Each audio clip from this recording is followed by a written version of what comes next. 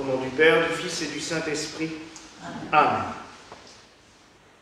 Mes très chers frères et sœurs, nous sommes le 3e dimanche de l'Avent. Ce dimanche que l'on appelle dans la tradition Gaudete, réjouissez-vous, qui est dans la tradition aussi ce dimanche où nous exultons de joie parce que le Seigneur vient, il approche, il commence, les soubresauts, les frémissements de son arrivée sont palpables. C'est aussi ce dimanche où l'Avent bascule, je dirais, entre la période du début qui est une mémoire de certains saints qui nous amènent vers la lumière, de certaines où on se prépare non seulement à la venue du Christ, à Noël, mais en même temps au retour du Christ. Et cette deuxième partie de l'Avent qui s'ouvre devant nous, où là, nous entrons dans un cri permanent, une invocation suppliante au Messie de venir, de se rapprocher de nous, de se manifester à nous.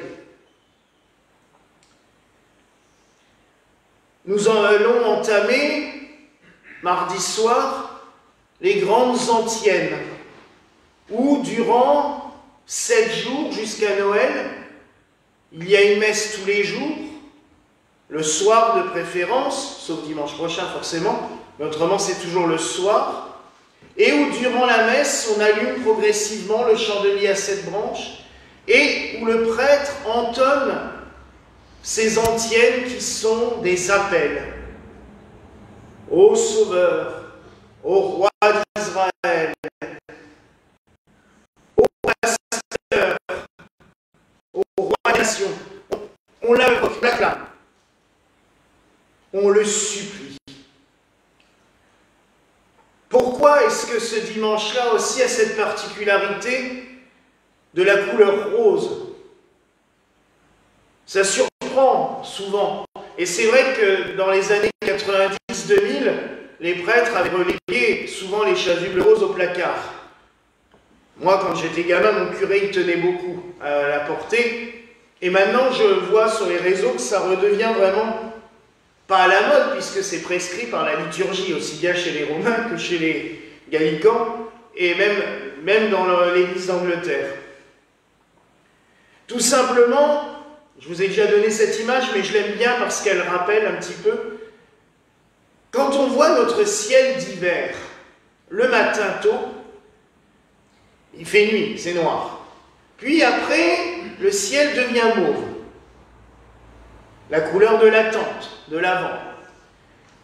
Puis on arrive au rose, avant que la lumière soit à son beau fixe. La liturgie a choisi cette couleur justement pour nous dire n'ayez pas peur, ne craignez pas, ne soyez pas dans la panique, dans l'angoisse. Même si vous avez l'impression d'être dans les ténèbres, la lumière vient, le Sauveur arrive. N'ayez pas peur, encore une fois. Et avec Saint Paul, dans le nom même de cette messe d'aujourd'hui, réjouissez-vous parce qu'il vient. Alors oui, souvent, dans nos vies, on a des fois du mal à se réjouir. Et je peux vous dire, avec les katas qu'on a dans toute la semaine, il y a des fois où on se dit, waouh, il est gentil là-haut, hein, mais il nous a zappé, il est parti où? Et c'est vrai, on se dit, mais qu'est-ce qu'il fait? Et c'est naturel, c'est humain. On peut se dire, mais oh, qu'est-ce qui se passe? Et on a besoin régulièrement, de la part du Seigneur, de ces petits signes, de ces petits clins d'yeux, pour nous dire « Mais je suis là ». N'ayez donc pas peur. C'est pas parce que tout ne va pas bien dans votre vie tous les jours du matin au soir que je vous ai oublié. Et les textes de cette messe cette semaine, c'est un peu cela. C'est, oui, vous n'êtes pas forcément bien en ce moment. C'est pas, vous n'êtes pas heureux, vous avez ça qui vous manque. Mais je suis là. C'est impressionnant pour moi, la liturgie qui va arriver. Durant ce temps-là qui va nous ramener vers Noël. Parce que d'un côté, c'est extrêmement méditatif, les textes sont très beaux, il y a des rituels, cet allumage du chandelier progressif. En plus, cette année, nous pourrons, je dirais, ajouter un rite particulier. Dans le temps, dans les églises, c'est au moment où le prêtre chantait l'antienne qu'on allumait les lumières.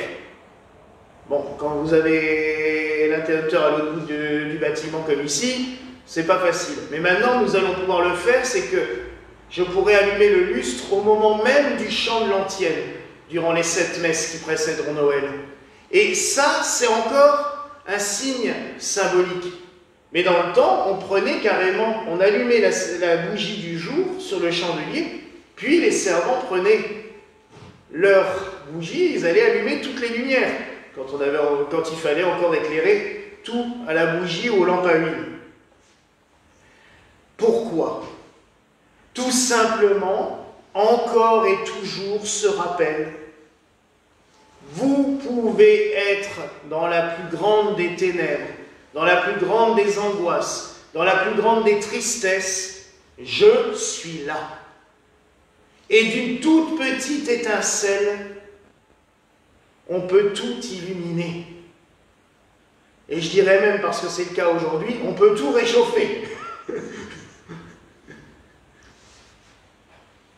Mine de rien, une bougie permet déjà de donner une impression de chaud rien qu'en la regardant. Ça nous réchauffe le cœur. Et quand on a le cœur réchauffé, le reste aussi. Oui, pas tout à fait. Je sais que... Mais pour le concert, j'allumerai toutes les petites bougies, parce que ça aura plus de sens en plein jour. C'est vrai que ça n'a pas beaucoup de sens d'allumer toutes les bougies. Mais c'est vrai que c'est quand même une impression. Et en fait, le Christ, c'est cela. Quand on a l'impression d'être dans les angoisses, quand on a l'impression d'être dans le froid glacial de nos vies, de nos peines, regardez sa flamme, se tourner vers lui et dire « Oui Seigneur, je me réchauffe en te regardant. Oui Seigneur, tu m'éclaires. » C'est vraiment le message de ce jour. Et puis il y a un autre message, vous aurez remarqué qu'on continue de parler de Jean-Baptiste, comme dimanche dernier. Qui es-tu? Je suis celui qui dit préparer les chemins du Seigneur. Jean-Baptiste a passé sa vie à préparer la venue du Christ, de son cousin. Il est né 6 mois avant lui et il passe toujours avant lui. Non pas par orgueil, par gloriole, non, pour préparer la route à celui qui doit venir. Et j'aime beaucoup que l'on parle de Saint Jean-Baptiste en ce dimanche, qui est toujours aussi le plus proche de la fête de notre Saint Patron, Sainte-Odile, parce que Saint Jean-Baptiste était son patron, son saint préféré, celui pour qui elle avait la plus grande affection. Peut-être puisque le plus grand miracle de sa vie a été pendant son propre baptême, puisqu'elle a reçu la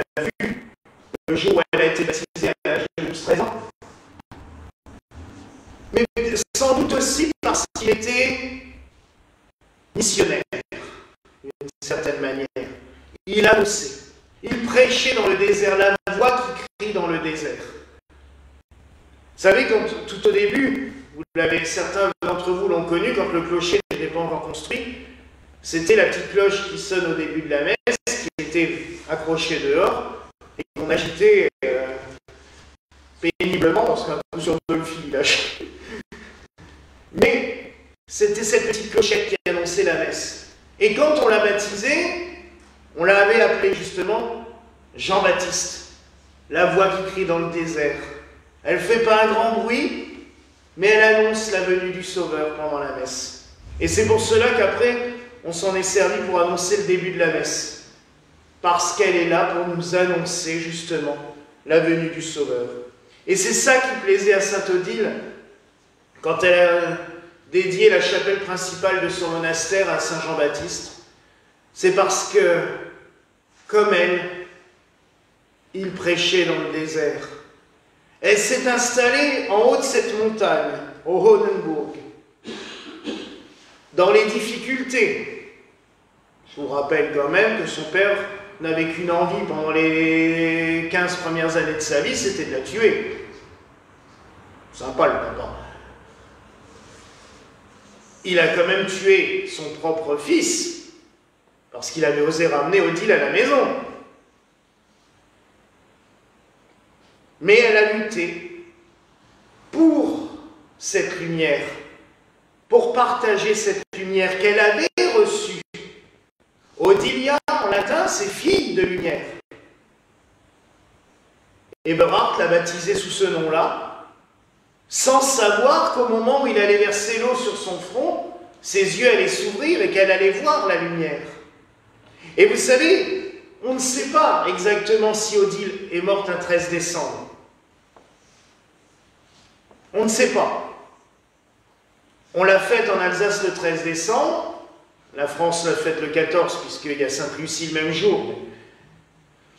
Moi j'ai une hypothèse sur le fait pourquoi ça a été choisi cette date. Le mois de décembre, c'est l'Avent. Celui justement, comme je le disais, où on est dans la nuit en attendant la lumière du Sauveur. Odile a retrouvé la vue à l'âge de 13 ans. Le 13 décembre, c'est en plein milieu de l'Avent.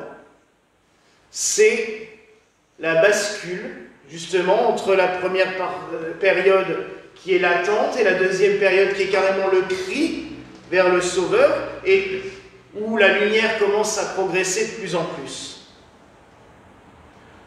En plus, la Sainte Odile tombe toujours au plus près du dimanche de Gaudete, celui où justement on parle de cette lumière qui commence à grandir et à progresser.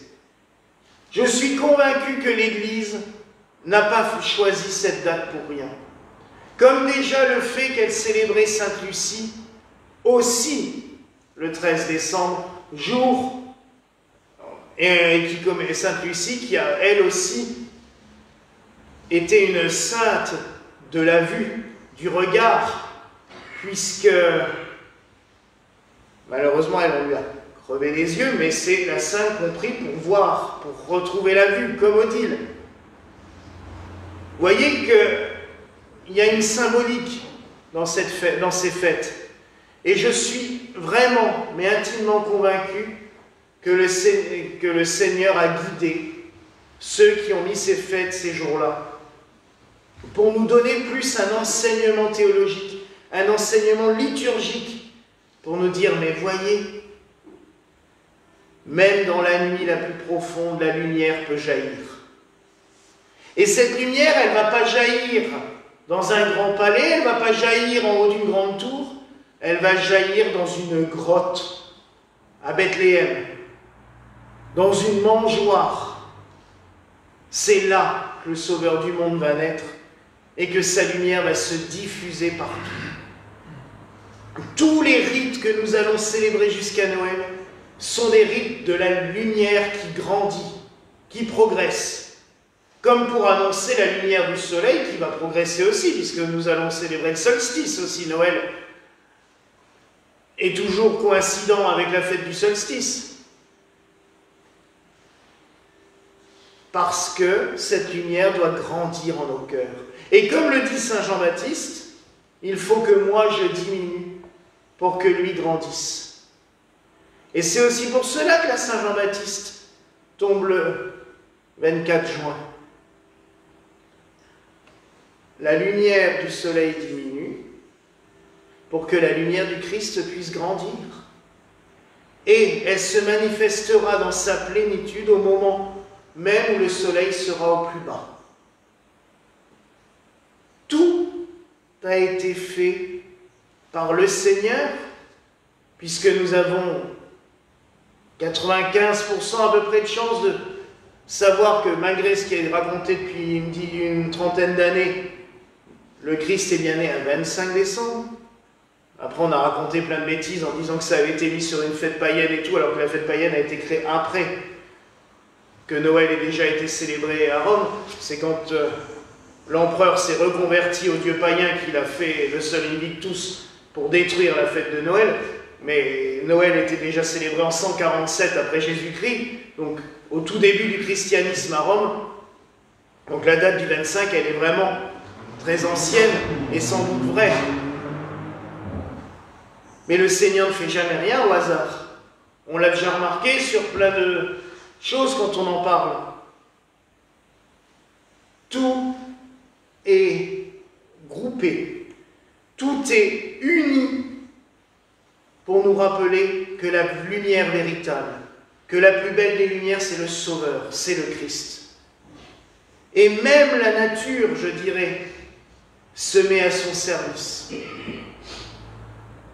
Donc oui, mes frères et sœurs, Noël approche. Nous sommes à 10 jours de la Nativité. Que cette lumière qui va grandir dans les rites liturgiques, qui va grandir chez nous, parce qu'on décore, on rajoute, on commence à préparer les fêtes, que ces préparations matérielles soient avant tout une préparation spirituelle. Il ne servirait à rien de faire grandir la lumière dans nos décorations ou autour de nous, matériellement, si la lumière du Christ ne grandit pas en nous et que nous n'aidons pas à ce qu'elle grandisse dans le cœur de ceux qui sont autour de nous. Alors oui, mes frères et sœurs, allumons cette lumière et réjouissons-nous, comme nous le dit saint Paul, parce que le Sauveur est proche. Il est à portée de main. Célébrons avec allégresse et préparons les chemins du Seigneur. Voilà la grâce que je nous souhaite en ce jour, au nom du Père, du Fils et du Saint-Esprit. Amen.